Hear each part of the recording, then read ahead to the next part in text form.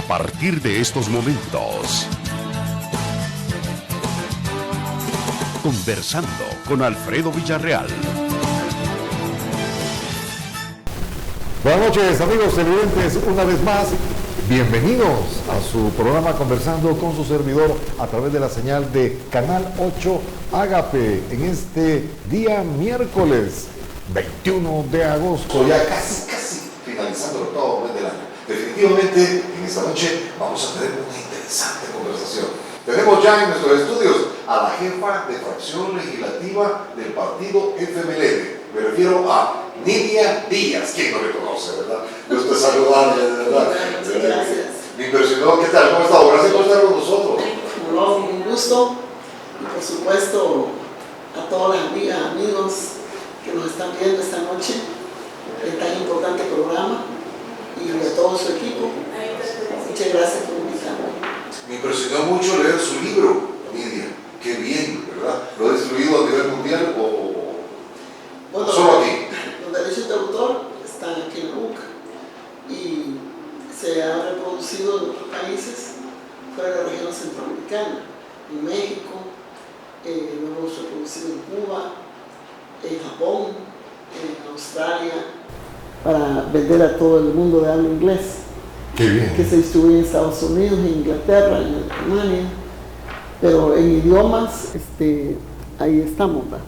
Y quedó un poco inconcluso para el idioma chino e italiano, que vamos a ver en el futuro, pero sí lleva muchas ediciones aquí en El Salvador y también reproducciones. Para quien no sabe, ¿verdad? Su libro es Nunca estuve sola, porque usted fue comandante guerrillera, Sí. en tiempos de guerra. Sí. Hay alumnos míos que no saben que tuvimos acuerdos de paz, guerra, esa memoria histórica que no se debe de perder, Nidia.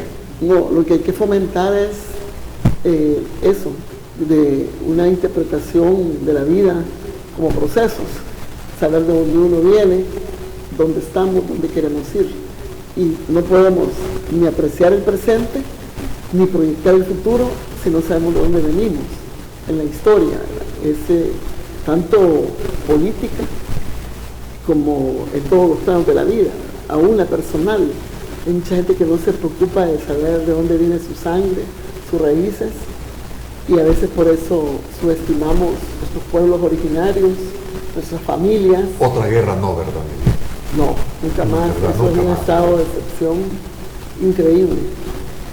A pesar de que todos los pueblos del mundo vivieron procesos de lucha para lograr sus independencias, hacer respetar su soberanía, y nosotros mismos para lograr la independencia del año 1821, todo este proceso más visible y que cuenta en la historia más contemporánea comienza en 1811, con el famoso llamado grito del 5 de noviembre. Tremendo, sí. Pero para llegar a ese 5 de noviembre me imagino que otro proceso. Otro Y después, derramamiento de sangre. entre el 5 de noviembre de 1811, 10 años después es que se firmó, pero hay un punto importantísimo, en 1814, las rebeliones, los presos que hubieron como Pedro Pablo Castillo. Es decir, no es fácil decir solo firmamos, sino que para que haya firma, Hay un proceso. claro, de lucha. Mire, pues. Igual nosotros Igual. firmamos Ajá. acuerdos de De paz. paz. Yo soy negociadora. Sí, usted firmante. El acuerdo de paz el 16 de enero. Pero para que hubiera un 16 de enero hubo mucho que luchar. 75,000 muertos. Es un costo social que todos los procesos llevan, ¿verdad? Porque si uno ve la historia de este pueblo, hay toda una historia pues, de lucha. Han habido momentos como fuertes, ¿verdad? Eso yo le hablaba de 1814, después vinieron las luchas entre republicanos y liberales, entre independencistas, vino entre integracionistas y separatistas, ¿verdad? Me acuerdo Francisco Morazán, aquí dio mucha batalla. Mucha batalla. Mire, en El y Salvador. hablando de batallas, ustedes en el FMLN están acostumbrados de las montañas, luchando guerrilleramente a la presidencia de la República bajo un gran proceso, pero eso es una gran capacidad. Ahora ya dejaron el poder político del Ejecutivo y ahora hay un nuevo gobierno. Y hablando de estas luchas, ¿Cuál es la relación de ustedes con el nuevo gobierno como partido? ¿Cómo lo ven? Es cierto, no hay 100 días de gobierno, ¿verdad? Pero ¿cómo lo ven ustedes? Recuerda que el presidente Nayib Bukele fue miembro del FMLN. Mira, bueno, termino la idea Sí, del proceso, ¿cómo no? ¿verdad? Sí, nosotros ante todo y sobre todo somos luchadores sociales, ¿verdad? Personas que vinieron de sectores populares, académicos, profesionales, obreros, campesinos, maestros, todos con una creencia, ¿verdad? Podíamos haber sido católicos, evangélicos. Es decir, la lucha en este país fue ante todo y sobre todo social, ¿verdad? Y una rebelión ante la injusticia. Toda la gente que era víctima de la represión, de la falta de oportunidades, excluida de las decisiones políticas, y bueno, buscó en un esfuerzo grande un entendimiento, pero en ese tiempo los sectores de poder económico, político, no tenían la sensibilidad del diálogo, de la concertación, y tampoco los que estaban incidiendo mucho en este país, la administración norteamericana. Carter, precisamente en el año 79, suspendió la ayuda por país violador de derechos humanos. El año que la ONU mandó un relator especial, año 80, y bueno, cambia el gobierno en Estados Unidos, entra el republicano Reagan y le apuesta a la salida militar y el aplastamiento aquí de las fuerzas que se rebelaban.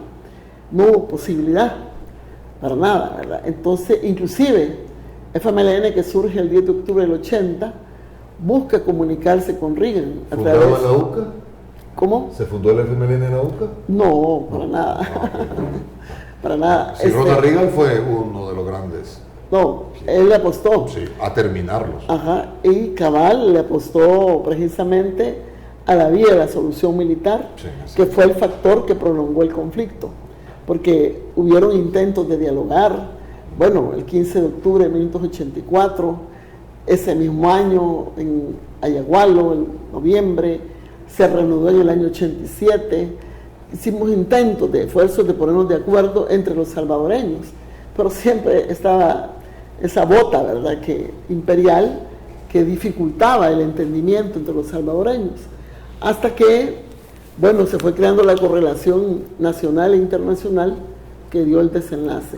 Entonces, desde el año 92, FMLN se convierte en un partido político y, por supuesto, participamos en las formas de lucha, políticas electorales. Hemos pasado 9 procesos de elecciones legislativas y municipales y 6 de elecciones presidenciales. El FMLN, aún a pesar de la apuesta que hicieron los sectores de poder en este país de aplastar al FMLN, de convertirlo en una fuerza marginal, nunca pensaron que el Frente pudiera llegar en un proceso de acumulación a convertirse en la primera fuerza política del país, hasta llegar también a participar en el Ejecutivo, 2 periodos, 2009-2014. Pero hemos sido una oposición en la Asamblea desde el año 94, aunque en el año 2006, 2009, tuvimos más diputados que el resto de partidos, aunque nunca tuvimos la mayoría. Creo que el año que llegó el FMLN en el 94 nadie tuvo mayoría ya, o sea, nunca un solo partido 43, mucho menos 56 diputados. Siempre ha sido un proceso de concertaciones, de entendimiento en la Asamblea. Llegar al gobierno fue una experiencia y una oportunidad para impulsar un plan de desarrollo social, un proceso de inclusión que llevó al cumplimiento de derechos sociales. Hay un gran déficit en el país, pues habíamos logrado la inclusión política, la participación política de todos los sectores, porque quiero hacer ver que de los 10 acuerdos que se tomaron en las negociaciones de paz, 6 son vinculantes a toda la sociedad salvadoreña y son garantías precisamente para el proceso democrático que ahora todo el mundo disfruta. Usted está aquí conmigo hablando, puede decir lo que quiera afuera, puede expresarse, movilizarse y no le pasa absolutamente nada. Se crea un sistema de libertades y de derechos políticos, que hay que protegerlo, que hay que resguardarlo y perfeccionarlo cada vez más. Grandes logros, ¿verdad? Sí, entonces, ¿qué pasa hoy? No es de extrañar que una fuerza política aquí en El Salvador o en cualquier parte del mundo pase a ser oposición, porque no es lineal los procesos, ¿verdad? Hay procesos de acumulación, desacumulación, y se vuelven a recuperar las fuerzas y vuelven a los gobiernos algunas veces. De eso vamos a hablar. Y otras veces no. Luego de la siguiente pausa, Sí. porque vamos a una pausa para usted sabe quién es, ¿verdad? Nuestros anunciantes. Ya volvemos, amigos. Ya volvemos. Conversando con Alfredo Villarreal. Sigamos conversando con Alfredo Villarreal. Y seguimos conversando en esta noche con la jefe de fracción del FMLN en la Asamblea Legislativa, Nidia Díaz. Nidia, lo que seguíamos conversando, ahora como usted nos ha dado todo este esquema de lo que logró el FMLN hasta este momento, ahora, ¿cómo se encuentra el FMLN ante el nuevo gobierno? Que eso es lo que queríamos auscultar para ver cómo se va a llevar a cabo esa relación. Porque ustedes son una fuerza política. Claro, somos la segunda fuerza política legislativa. Nosotros le llamamos que cada partido es una minoría, porque ninguno tiene la mayoría. La primera minoría es Arena con 37 diputados, FMLN es la segunda fuerza con 23, la tercera fuerza es Gana con 10, la cuarta fuerza o minoría es PSN con 9, la quinta minoría, le llamamos, es PDC con 3, Cambio Democrático con 1 y el no partidario que es 1. En el conjunto somos 84.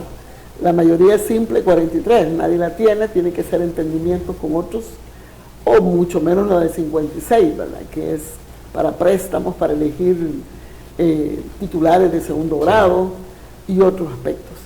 Pero bien, como te digo, nosotros fuimos oposición 18 años, ya como partido, ¿verdad? Y hoy vuelven otra vez. Ahora volvemos a ser oposición, pero ahora ya tenemos una experiencia de haber ejercido el Ejecutivo por 10 años. Eso es importante porque, por un lado, somos una oposición racional, mucho más que no haber estado en el Ejecutivo, porque conocemos y dominamos también el mundo del ejercicio del gobierno, ¿verdad? Y eso nos da una visión mucho más integral, como la tuvo Arena en su momento, como lo han tenido otros partidos. PCN fue gobierno en otro tiempo. ¿Y han asimilado la pérdida del Ejecutivo? Claro, ¿Han asumido sí, los costos y la responsabilidad por haber perdido el Ejecutivo? Claro, nosotros hemos tomado medidas internas hacia el frente, Farabundo Martí, y también pues eso nos ha llevado ya a nuestros procesos internos de elecciones internas. Adelantamos elecciones de que iban a efectuarse en el siguiente año, 2020, en el mes de diciembre, las adelantamos a junio, salieron nuevas autoridades, se renovó el 80% del partido a todos los niveles, municipal, departamental y central, la misma comisión política en la que participo por derecho propio, porque por el estatuto, quien coordina el grupo parlamentario, forma parte de la comisión política, sí, por las decisiones permanentes y estratégicas que se están tomando. Entonces, ahí, por ejemplo, de 19 miembros que somos, solo 3 personas venimos de la anterior dirección. El resto es nuevo, ¿verdad? A salvedad de 2 personas más que estuvieron en otros periodos anteriores al que acaba de concluir. Y veamos la naturaleza, ¿verdad? Las edades. 12 compañeros son menores de 40 años y 5 de ellos tienen menos de 30 años, ¿verdad? Bueno, además las experiencias diversas, ¿verdad? Hay profesionales de muchas carreras, hay personas que no son profesionales pero tienen una experiencia grande en lucha popular, hay alguna gente que tiene, como te dijera, bueno, mucho más experiencia política. Ese es lo importante, la experiencia política. Es una mezcla. Experiencia política, a usted, ya le han hecho esta pregunta, Nidia, ¿qué cree usted que fue el error más grande del FMLN para haber perdido el Ejecutivo? Bueno, hay, digamos, como 1, 2, 3, ¿verdad? Para mí. Uno es que esa relación partido-estado debió hacerse mucho mejor, y cosas que no hacía el Ejecutivo en educación, en conciencia, debió hacerlas mucho más el partido.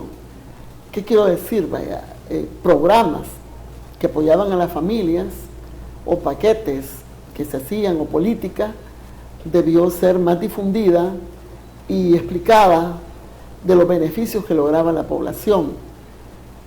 Por ejemplo, la forma como se entregaban los paquetes escolares, se entregaban a través de los directores de escuela, pero si el director no explicaba que era un apoyo a la familia y que a su vez esto evitaba la deserción escolar y que a su vez esto generaba trabajo en los municipios, hacía crecer la microempresa porque los, digamos que elaboraban, que confeccionaban los uniformes eran pequeños talleres y también se había desarrollado la industria artesanal del zapato, ¿verdad? De los zapateros, porque eso ya había desaparecido. Sí, sí. Y por otro lado, que el vaso de leche contribuía a disminuir la desnutrición en el país, como lo hemos logrado, y que las tallas habían sido, digamos, favorables a la niñez, y que ahora tenemos los problemas de obesidad, aunque se mejoraba la alimentación, pero que la gente no lo sintió como conquista. O no lo supieron vender la idea entonces. Ese fue uno. Sí, la conciencia. Y la otra, por ejemplo, los otros dos, es esa relación de que la gente cuando no siente la conquista no va a luchar por lo que logró, sino que solo lo siente que se lo das. Y son apoyos. Por ejemplo, cómo mejoramos los niveles de ingreso de la familia. Los niveles de ingreso van para aumento salarial. Primero lo iniciamos en el sector público. Elevamos a 300 el salario mínimo. Luego en el sector privado lo logramos a propuesta del gobierno y ahora el sector industrial, comercial, todos los obreros ganan 300 mínimo y en el campo 250. Hay que seguir. Reducimos, por ejemplo, aumentamos ingresos a partir de quitar el impuesto de renta a las personas que solo ganaban de 200 para abajo. Nosotros elevamos de 500 para abajo. Entonces, hay una brecha de 90,000 personas que se fueron beneficiadas, que ganaban menos de $500. Pero ese no es error. No, te quiero decir, pero no lo pudiste explicar. Ah, ok, muy bien. No, la gente se siente que no se vendió bien la idea. Sí, el incremento de ingresos, vaya, porque si yo te doy subsidios del agua, luz, electricidad y transporte, eso disminuye tus gastos. Entonces aumenta tus ingresos. Si te doy programas, en vez de gastar en el mes uniformes, zapatos, etcétera, o te doy la educación gratuita desde que estás en el vientre hasta bachillerato, ¿verdad? Ya no vas a pagar el gratuito en los institutos públicos. Sí. Y los que salen de institutos públicos entran con beca a la universidad. No se pudo. Te doy para varias cosas, para empezar, ¿verdad? Y ahora le puedo decir yo que se democratizó la tenencia de la tierra porque le diste título de propiedad a 90,000 familias. Y quiere decir que entonces la familia ya es dueña del terreno urbano o rural. Y así disminuimos el déficit que había, como encontramos el país en menos 3.6 la economía. Hoy le entregamos en 2.5 la economía. En general, todos los organismos internacionales dicen que aquí se redujo 12 puntos la desigualdad. Habría que ver en qué rubros.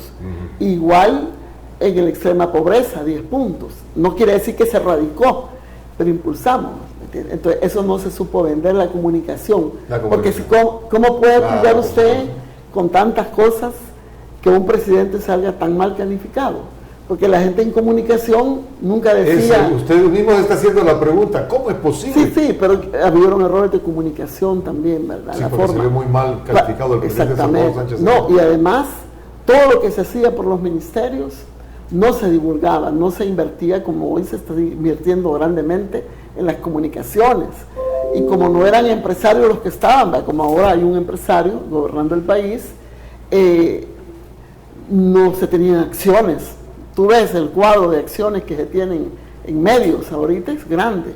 Entonces, nosotros no tuvimos eso. A diferencia de Funes, que era un comunicador, ¿verdad? Salvador era un concertador. Bueno, propició todos los consejos de seguridad pública, de educación, de sustentabilidad ambiental, de reordenamiento territorial, 4 consejos. más las mesas de resolución de conflictos como el café, como la política fiscal. Es decir, era otra forma de gobernar. Él estuvo gobernando con la gente, concertando en las comunidades, ¿verdad? Tuvo casa abierta, nunca se fue a casa presidencial, a la residencia, abrió esa casa. Entonces, las diferencias son así. Ahora vivimos otra experiencia, ¿verdad? Entonces, la relación partido-estado, las comunicaciones, y también decirte que faltó más supervisión en el territorio de la gestión, ¿verdad? Por ejemplo, nosotros íbamos casa por casa, encontrábamos un problema de agua o de carretera o de, bueno, una calle o un problema común, y lo que hacíamos era llamar a los titulares, mire, venga a resolver esto, ¿va?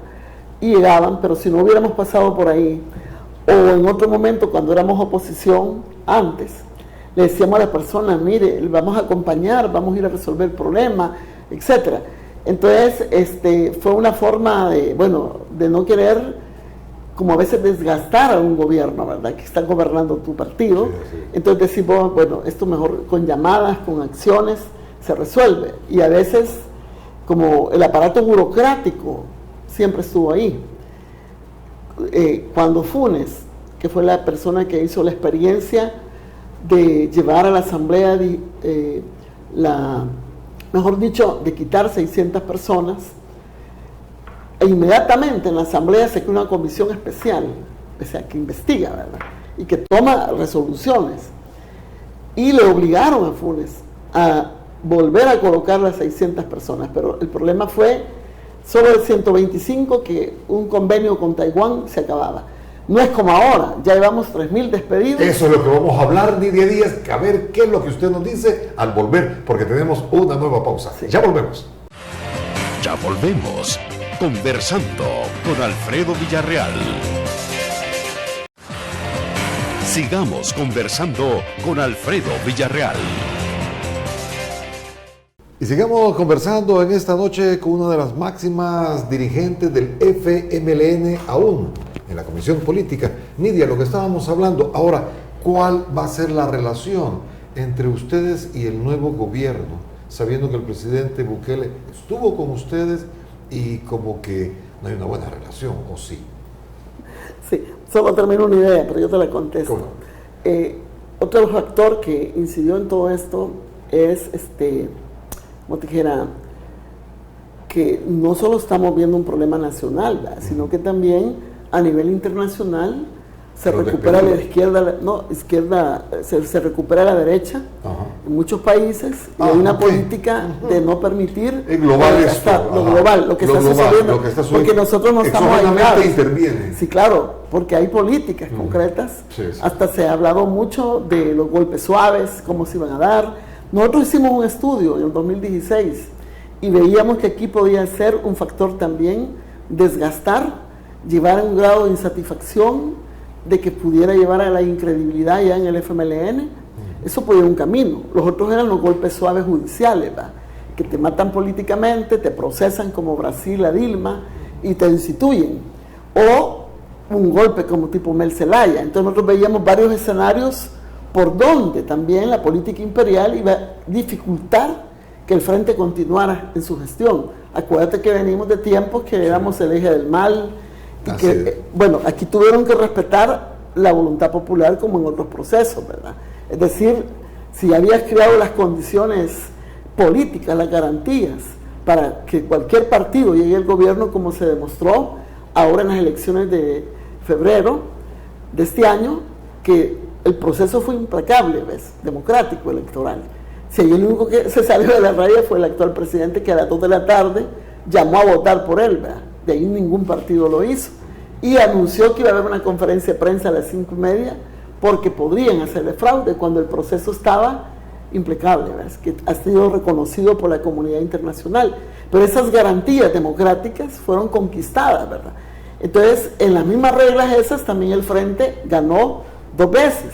Pero eso era insoportable para los sectores de poder que querían retornar y además para la política imperial. Entonces, no nos olvidemos de esas partes, porque aquí se configuró también un desgaste grande. Bueno, la Corte bloqueaba todas las finanzas que podía, ¿verdad?, para que no se ejecutaran proyectos. Y entonces lo que se fue configurando fue un malestar, una inconformidad, una insatisfacción, ¿verdad? Sí. Unos porque tenían empleo pero no era suficiente, otros porque se elevó el costo de algo, otros porque no les diste empleo. Es decir, en general un cuadro que fue exacerbado por las mismas comunicaciones contrarias y por la insuficiencia de comunicación también del frente. Y estos errores que la gente nos indulga ahora, que ¿por qué no quitaste tal funcionario que obstaculizaba? Que nosotros habíamos tenido un concepto en el gobierno del presidente Sánchez Serén. Aquí no hemos venido a limpiar con una escoba, váyanse todos los que venían de la gestión anterior o anteriores a la de Funes mismo, sino que a generar más trabajo, ¿verdad? Más oportunidades y no a cerrar. Cosa contraria que ahora estamos viendo, ¿verdad? Ahora, ¿cuál va a ser nuestra conducta? Cabal, frente al nuevo gobierno. Mira, como somos una oposición... cuenta que Nayib estuvo en el FMLN. Sí, Nayib es un aliado que entró al FMLN por ley. Cuando tú quieres ser candidato de un partido, te tienes que inscribir en ese partido, porque la misma Constitución lo señala, igual como fue Funes, un aliado que se tiene que inscribir, porque para ser candidato a presidente tienes que correr con una bandera, y según el Código Electoral no hay persona que se inscriba como movimiento social, sino que se inscriben bajo las banderas, tanto para ser diputado, a ser alcalde o concejal. Sí. Es decir, las reglas son... Esa relación, sí, entonces Funes fue aliado, Nayib fue aliado, y nosotros lo llevamos, ¿verdad?, como tal. Pero una militancia orgánica, histórica, afiliación sí, pero trayectoria no, ¿verdad? Al grado que en el 2018, cuando lanzamos las candidaturas, en el 2017, en 2017 ya no iba a muchas cosas Nayib, y no estábamos ni siquiera en el proceso que culminó con la exclusión de él dentro del partido. Pero bueno, ahora aún sabiendo eso, ¿verdad?, y que éramos parte de un consejo municipal plural, donde había delegación nuestra permanente, se estaba ahí. Ahora, en el caso de cómo nos vamos a relacionar, bueno, somos partido, segunda fuerza, somos un partido con un proyecto histórico-político, con un rumbo, somos partido con plataforma, estamos ahora mismo en un proceso de afinamiento de nuestra agenda, ¿verdad?, estratégica. En la Asamblea igual estamos en ese proceso redefiniendo la agenda de este año y de este periodo, y lógicamente tomando en cuenta lo que prometimos a los ciudadanos cuando ellos dieron voto favorable a los diputados, diputadas que estamos actualmente en gestión. Tenemos ese compromiso ante todo, ¿verdad? 4 grandes compromisos: trabajar por una sociedad más participativa, más transparente, y ahí tenemos una serie de iniciativas que ya presentamos y que tenemos que seguir presentando, ¿verdad? Y todo también generando más trabajo, más de respeto a los derechos económicos. Y usted como jefa de la fracción del FMLN, sí, en la Asamblea Legislativa, ¿va a apoyar las iniciativas que presente el presidente? Todas las que sean buenas. No, a ver, porque sea ya las estamos apoyando. ¿Alguna diferencia? Ya estamos apoyando todo lo que sea bueno para la población. ¿Qué han apoyado de Bukele? Bueno, unos préstamos que ha pedido. Hemos apoyado iniciativas de cómo distribuir unos fondos. Eso lo hemos apoyado. Y todo aquello que vaya a contribuir a mantener la justicia social, o sea, en rumbo de justicia social, de derechos sociales, de reactivación económica, en beneficio del pueblo, será apoyado. No va a haber obstaculización. Ahora, nos vamos a oponer todo lo que signifique privatizaciones de cualquier tinte, ¿verdad?, particularmente el agua. Nos vamos a oponer a todos los impuestos regresivos, o sea, un aumento al IVA. Nos vamos a oponer a todo aquello que lleve a obstaculizar la democracia, ¿verdad? Es decir, no es así. Igual que todos los diputados, me imagino, cada uno tiene su programa, su propuesta, ¿verdad? Porque tenemos compromisos nacionales con el pueblo, con sectores. Por ejemplo, Arena ha metido una pieza hace poco para crear la ley de paquetes agrícolas, pero ya no permitiendo que los proveedores de la semilla criolla sean eso es lo que garanticen los paquetes, sino que ahora quiere sacarlo afuera donde Monsanto pueda traer semilla artificial, ¿verdad? Ahí hay un concepto diferente. O, por ejemplo, si quieren que los proveedores de uniformes, zapatos, porque quiero decirte que el paquete escolar está en la Ley de Desarrollo y Protección Social, ¿verdad? Ya es ley de la República. Entonces, ¿quién va a proveer los uniformes y los zapatos? Nosotros creemos y acabamos de aprobar precisamente que el 80% de ese servicio lo ven pequeñas y microempresas, como hasta ahora. Pero hay otra tendencia en el gobierno que dice, mejor maquilas, grandes empresas, ¿va? Entonces tú te quiebras la pequeña empresa si haces eso. Entonces hay que estar atento a que todos los logros, claro, a que todos los logros y los beneficios. Por ejemplo, la reducción de subsidios. Ahora ya se empieza a ver, ¿verdad? La discusión de eso. Pero lo que sí todo el mundo tiene el impacto es porque se ha incrementado la tarifa de energía eléctrica. Entonces hay que preguntarse, ¿verdad? Hay que preguntar por qué si era un subsidiado el consumo, ahora viene tan caro, ¿verdad? Y hay que explicar a la gente qué es lo que no es subsidiado. Ahí van a estar ustedes pendientes. Sí, estamos pendientes ya de todo esto, sí. Ahora bien, una pregunta. ¿Ustedes van a estar de acuerdo con la creación de las CICIES desde la Asamblea Legislativa, así como el presidente lo anunció, que en los 100 días va sin la Asamblea Legislativa? Nosotros estamos por el fortalecimiento en la investigación de las instancias del Estado que establece la Constitución de la República, que es la Fiscalía. Interesante. La Fiscalía... Vamos al siguiente espacio. De verdad, no sé, nos tienen que interrumpir a cada momento, pero volvemos en breve con este interesante planteamiento de Nidia Díaz, a ver cómo concibe el FMLN la creación de unas CICIES. Ya volvemos. Ya volvemos. Conversando con Alfredo Villarreal. Sigamos conversando con Alfredo Villarreal. Y sigamos conversando un tema tan interesante como es la creación de una comisión internacional que investigue la impunidad en nuestro país o los hechos de corrupción. Nidia Díaz nos va a dar la visión del FMLN, porque muchos están hablando, Nidia, que puede ser un instrumento de persecución política. Bueno, yo decía que nosotros estamos por el fortalecimiento del único instrumento que establece la Constitución, un órgano que se llama Fiscalía General de la República, parte del Ministerio Público.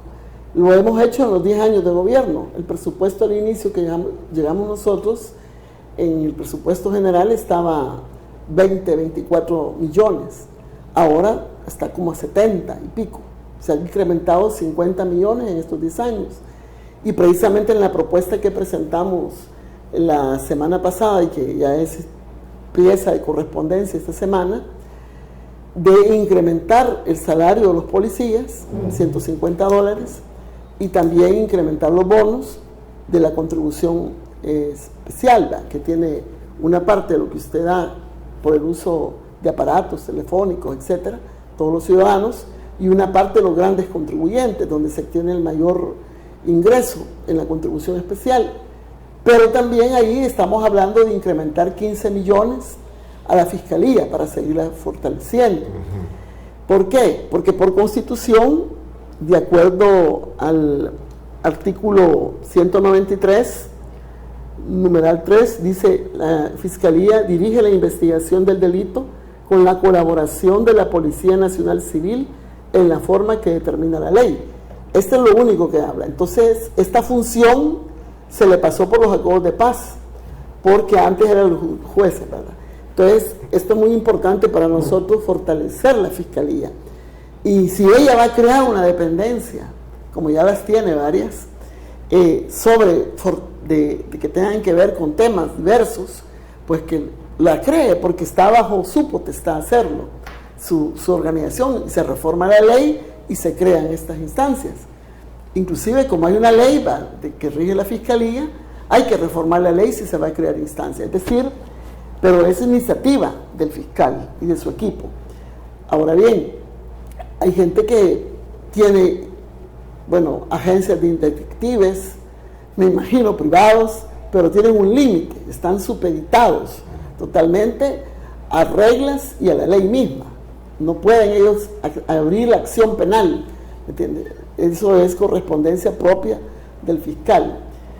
Y entonces cuando surgen estas propuestas de las CICIES, por el caso de El Salvador, yo me pregunto, bueno, y en estos 10 años que se abrió una era de mejor transparencia, se le devolvieron las funciones a Providad para investigar a este presidente, que se le habían quitado. Me recuerdo cuando nosotros pusimos el caso Flores, dijeron que no, ¿verdad? Y cambiaron la función del Providad, ahora ya la tiene. Se creó el Tribunal de Ética, se creó la Ley de Acceso a la Información Pública y un Instituto de Acceso a la Información Pública. Hoy todos los ciudadanos pueden ver en Internet los planes, los presupuestos, todo de las instituciones. También se creó una Secretaría de Transparencia y Anticorrupción en el Ejecutivo. Pero ellos lo que podían poner era denunciar, como lo hicieron los casos ante el fiscal. Pero quien dirigía la investigación.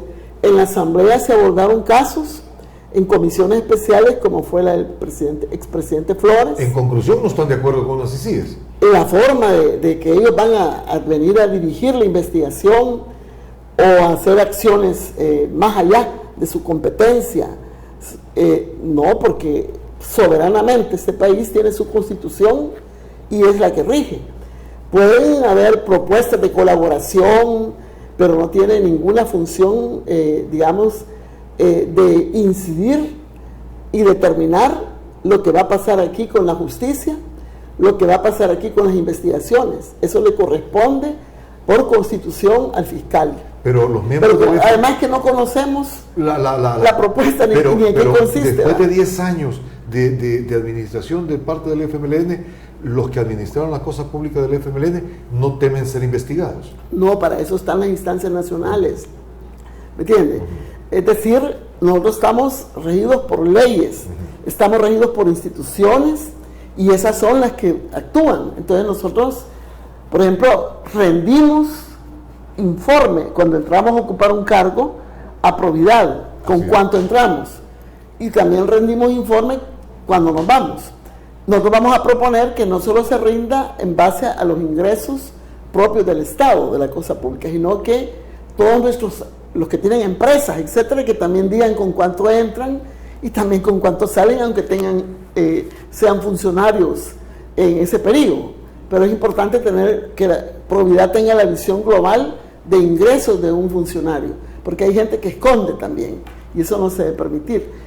Y por eso, y aprovecho para decirle a todos los funcionarios actuales que entraron en el gabinete del actual presidente, que deben ir a rendir su informe. Ya venció el tiempo perentorio que establece Providad para presentar con cuánto entra cada uno, ¿verdad? Que no lo han hecho, casi poquitos contados con los dedos, dicen, y son varios los que han entrado en funcionarios.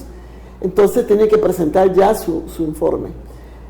Quiero hacer ver también de que no tenemos nada en la Asamblea Legislativa de propuesta que haya entrado oficialmente, ¿verdad?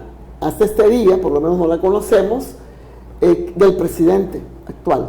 Hay que presentar una propuesta si quiere que esto tenga una incidencia real en la sociedad, para estudiarla, ¿verdad? Y ver si no contradice la Constitución, la soberanía, las leyes nacionales y los tratados que hemos firmado a nivel internacional. ¿Y considera usted, Nidia, que el FMLN no hubo enriquecimiento ilícito de los funcionarios? Mire, eso no lo puedo determinar yo, sino que se determina precisamente por la autoridad competente que examina nuestros patrimonios cuando entramos y cómo salimos. Ahora, lo que nosotros exigimos, y lo vamos a seguir exigiendo, es transparencia en los procesos, ¿verdad? Y que se respete el proceso de justicia, ¿verdad? Lo que le llamamos el debido proceso. Tomar un instrumento como las CICIES para perseguir adversarios políticos no es correcto, y mucho más si hay en las personas que lo quieren fomentar una inmadurez de odios, de revanchas, de cosas absurdas. Mire, recién había tomado posesión este presidente cuando públicamente dijo que tenía 3 informes de inteligencia de que FMLN estaba financiando a las maras para matar policías. Nosotros fuimos inmediatamente a denunciar porque es una cosa delicadísima, ¿verdad? Entonces cambió después, ¿verdad?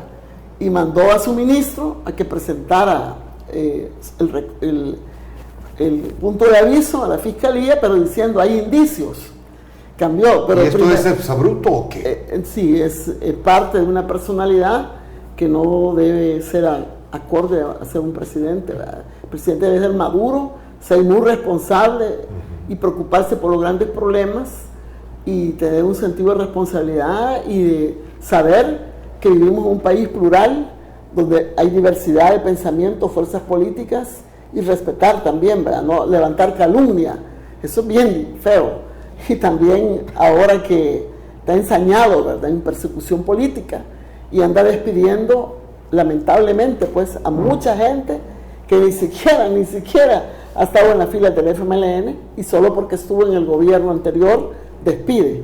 Eso pues es muy incorrecto, pero a su vez violenta el Estado de Derecho, viola los derechos laborales de la gente, viola el derecho a ingreso y a la estabilidad de la familia y la estabilidad social y nacional, ¿verdad? ¿Qué piensan hacer ustedes con esto? No, nosotros estamos denunciando, pues la gente ha acudido a nosotros, no todos, ¿verdad?, están valientes, sino que gente que tiene mucho miedo, vuelve ese método coercitivo a imperar en el país, cuando ya se creía superado con las dictaduras militares, y a su vez toda la gente que habla, protesta, dice, y los funcionarios, bueno, son tendencia en redes de que te vamos a desaparecer, ya no vas a volver a estar en la política, fuera, todo lo que puede ser crítica a una forma de gobernar que es dañina a la población, ya la van viendo como, digamos, que vas a desaparecer si criticas. Eso es violatorio de las libertades, a la democracia que tanto ha costado en este país. Perfecto, vamos al siguiente espacio. Seguimos conversando con la jefe de fracción del FMLN. Permítanos. Ya volvemos. Conversando con Alfredo Villarreal. Sigamos conversando con Alfredo Villarreal. Y sigamos conversando con Nidia Díaz, jefe de la fracción legislativa del FMLN en la Asamblea Legislativa. El tiempo es corto, tengo tengo un montón de preguntas. Mire, aquí, qué tremendo todo para consultarle, pero en aras del tiempo, embajador de los Estados Unidos, ¿qué le suena a usted el nuevo embajador que viene de los Estados Unidos? Bueno, más militarización en el país de El Salvador, le voy a decir, porque no conozco mucho de su trayectoria última, pero él estuvo involucrado en el conflicto de El Salvador. Era una persona que asesoraba, ¿verdad? Venía muy involucrado en la política guerrerista de Reagan y ahora pues, bueno, ha sido vinculado a la CIA, viene, y si a esto lo sumamos el convenio que se firmó con Pompeo, que el grupo parlamentario del Frente ha pedido cita al ministro de Defensa, a la canciller, para que explique un poco más de qué se trata ese convenio, ¿verdad? Como diputados que somos, también tenemos que ejercer una función controlora respecto a la Constitución y a las leyes nacionales. Entonces, más esos despliegues que se están haciendo más de militares en el territorio, que son contradictorios al espíritu del acuerdo de paz, que hablaba de la desmilitarización de la sociedad y reducir más los niveles de participación o incidencia en la seguridad pública, que por cierto hay un tiempo, ¿verdad?, que la Asamblea permite respecto a la potestad que tiene el presidente de utilizar la Fuerza Armada en función también de contención de apoyar la seguridad pública, cuando el tema es urgente. Entonces siempre, no es en este gobierno, ¿verdad?, ni fueron solo los gobiernos del Frente, sino que desde hace tiempo la Fuerza Armada viene siendo un factor que los presidentes usan en contención, ¿verdad?, en la presencia militar, etc. Entonces, pero siempre hay un control de la Asamblea, que el presidente debe rendir informe por cuánto tiempo más y qué es lo que va a hacer, cómo está formando parte de los planes de seguridad.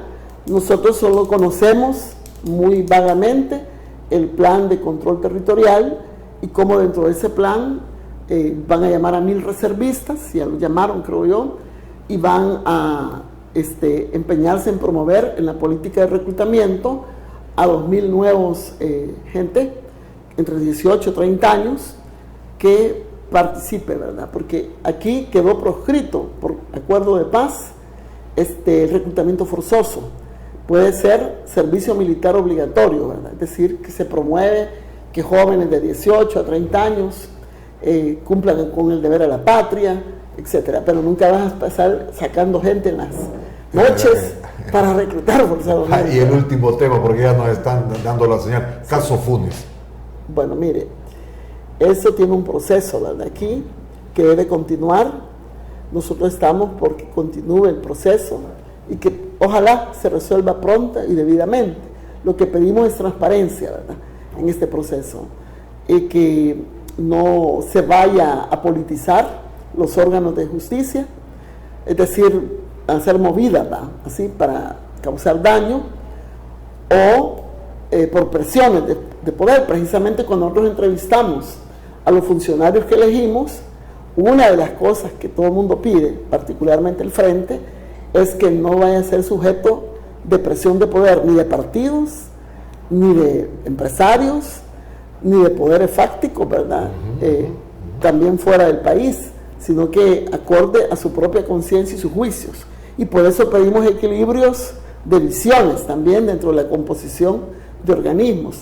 Ahora bien, ese es un punto. Y lo otro es sí que un juzgamiento de alguien en su fase preliminar, en toda la plenaria y un desenlace, debe estar apegado a justicia, a pruebas reales y no artificiales, ¿verdad? O a simples sospechas y condenar a la persona o mantenerla retenida en una situación que no concluye con propósitos políticos de agotar a la gestión de un partido o al partido o a la persona, a hacer muertes civiles, ¿verdad?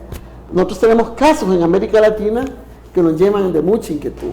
O hemos visto últimamente cómo se puede, aunque el organismo especializado dé un informe favorable, que no hubieron indicios de enriquecimiento ilícito, confirmado por el Comité de Probidad y Ética de la misma composición de magistrados de la Corte Plena, que sí tenía razón ese informe, que sí, se cambia el informe, ¿verdad?, con un propósito para nosotros político, ¿verdad?, porque no se da la oportunidad, ¿entiende?, de contraargumentar suficiente por parte de la persona.